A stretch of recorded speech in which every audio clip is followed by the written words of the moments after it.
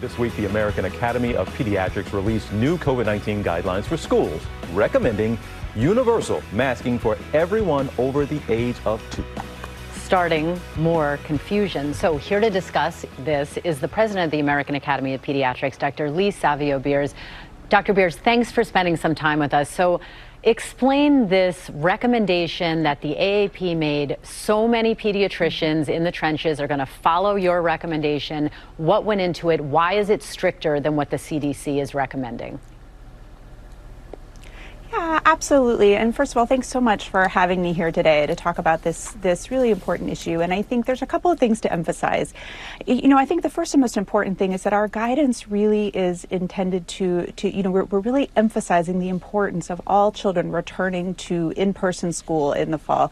We think this is really essential and can happen under almost all circumstances. And the guidance is really to help our school districts and our communities give us a path to do so. And so universal masking, we think, is the safest and most straightforward way to make sure that all of our kids can get back to school safely. Dr. Beers, help us here, because there are parents watching this and they hear the American Academy of Pediatrics and they trust that name and they trust your recommendation and you telling us what you think is safest for our kids going to school.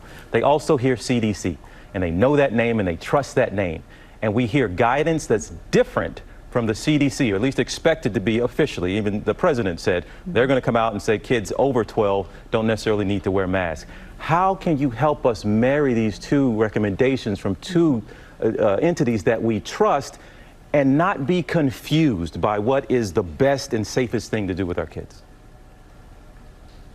No, thank you for that question, because I think this is actually a really important point, because actually they really aren't that different. When you read the CDC guidance, it is very clear that universal masking is a strategy that schools can adopt if they think that is the best and most effective way to ensure that the kids in their schools are safe. So it doesn't recommend against universal masking.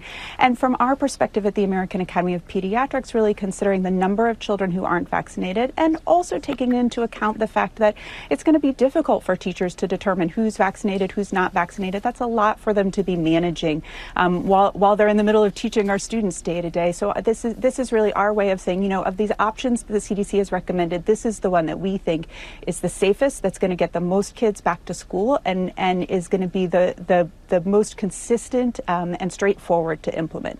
And can we talk about vaccine hesitancy for a second? Because obviously the AAP makes recommendations for routine childhood immunizations that are so critically important.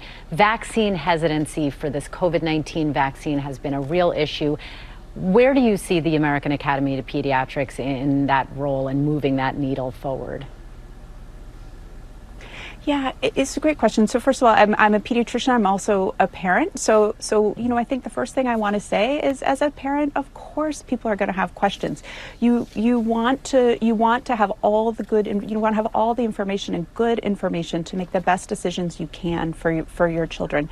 And I would also say that pediatricians, we know vaccines. We've been working with families and getting children up to date on their vaccines for years and years and years. Dr. Beers, we talk about physical health of kids, but mental health is something you all focus on as well. What is this doing to our kids, the anxiety, the stress, not being in school for a couple of days? Are we wearing masks? Are we not wearing masks? What are you all seeing in the terms of a pandemic of mental health among children as well? Mm-hmm.